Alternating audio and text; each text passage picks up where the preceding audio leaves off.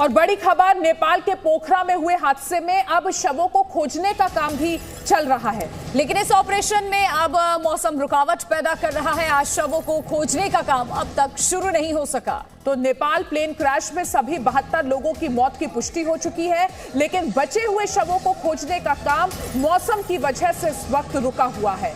आज अभी भी ये काम शुरू नहीं हो पाया है। कल फ्लाइट क्रैश होने की वजह से सभी 72 लोगों की मौत हो गई थी।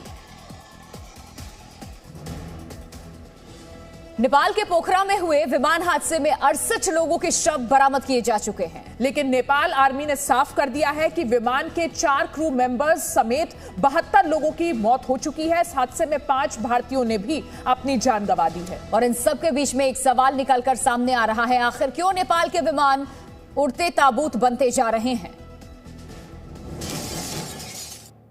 डिजिटल मार्केटिंग को सीखकर आपके प्रोडक्ट्स और सर्विसेज को दुनिया को बेचना चाहते हैं तो फ्रीडम ऐप को अभी डाउनलोड करें।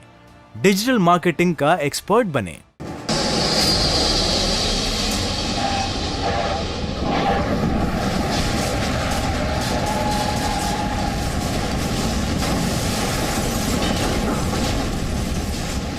मौत का सामान, नेपाल में उड़ान।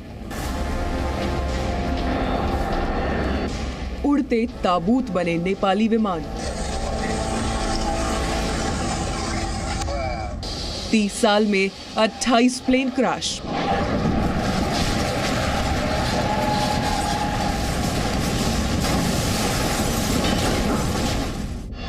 सोनू जायसवाल, अनिल राजभर, विशाल शर्मा, अभिषेक कुशवाहा। दोस्ती इतनी गहरी कि साथ ही जिंदगी जी और साथ ही मौत के मुंह में समा गए। मरने से पहले इन चारों में से एक सोनू जायसवाल ने फेसबुक लाइव किया। हंसते मुस्कुराते चेहरों के जरिए अपने सकुशल होने का सबूत दिया। फिर कुछ ऐसा हुआ कि पल भर में सब कुछ खत्म हो गया।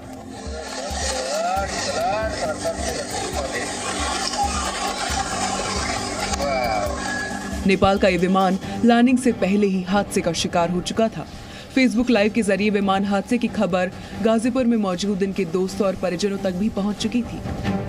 काठमांडू से जो पोखरे के लिए एरोप्लेन क्रैश हुई है, उसमें हमारे मित्र सोनू जायसवाल, विशाल शर्मा, अभिषेक कुशवाहा, अनिल राजभर, जो हमारे मित्रगण हैं, मतलब परम मित्र थे। हमें भी लेके जाना चाहते थे, हम लोग गए नहीं।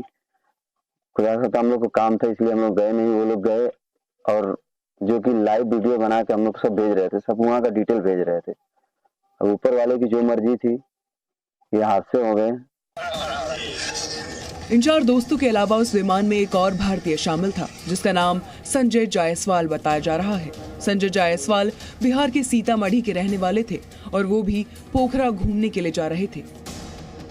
नेपाल के ATR सीरीज के इस विमान में कुल 68 यात्रियों की मौत की पुष्टि हुई है। इसमें 2 चालक दल के सदस्य भी थे। नेपाल उड़ान के लिए दुनिया के सबसे खतरनाक देशों में शुमार होता है। पिछले 30 साल में नेपाल में 28वां विमान हादसा है। सवाल है कि आखिर क्यों नेपाल में विमान उड़ते ताबूत बनते जा रहे हैं? एक्सपर्ट इसके पीछे कई वजह बताते हैं। नेपाल की भौगोलिक स्थिति ऐसी है जो विमान उड़ान को खतरनाक बनाती है। पहाड़ और संकरी घाटियों में विमानों को टर्न लेने में मुश्किल होती है। ऐसे में एक छोटी सी भूल विमान में सवार सभी यात्रियों की जिंदगी पर भारी पड़ सकती है। दूसरा, पल पल बदलता मौसम।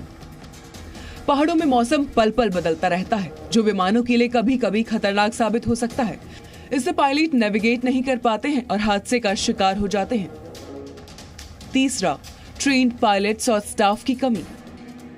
नेपाल की विमान सेवा अक्सर ट्रेन्ड पायलट्स और स्टाफ की कमी से जूझती रही है। कई बार स्टाफ को ओवर ड्यूटी करनी पड़ती है। ज्यादा उड़ानों की वजह से पायलट भी थक जाते हैं, जो हादसे का न्योता देते हैं। चौथा, हाईटेक रेडार और टेक्नोलॉजी की कमी। नेपाल में हाईटेक रेडार और दूसरी बेहतरीन टेक्नोलॉजी की कमी है। इस वजह से पायलट्स को रियल टाइम में मौसम की जानकारी नहीं मिल पाती है। पांचवा, नए विमानों की कमी। नेपाल में ज्यादातर विमान पुराने हो चुके हैं। पोखरा में क्रैश हुआ ATR 72 भी 42 साल पुराना विमान था। इतनी सारी वजहों से नेपाल के विमान अक्सर हादसे का शिकार होते हैं और ये हादसे कई जिंदगियों को निगल जाते हैं। खराब एविएशन रिकॉर्ड की वजह से ही कई देशों ने नेपाल में उड़ान पर प्रतिबंध लगा रखा है। ब्यूरो रिपोर्ट, जी मीडिया। डिजिटल मार्केटिंग को सीखकर आपके प्रोडक्ट्स और सर्विसेज को दुनिया को बेचना चाहते हैं तो फ्रीडम ऐप को अभी डाउनलोड करें। डिजिटल मार्केटिंग का एक्सपर्ट बनें।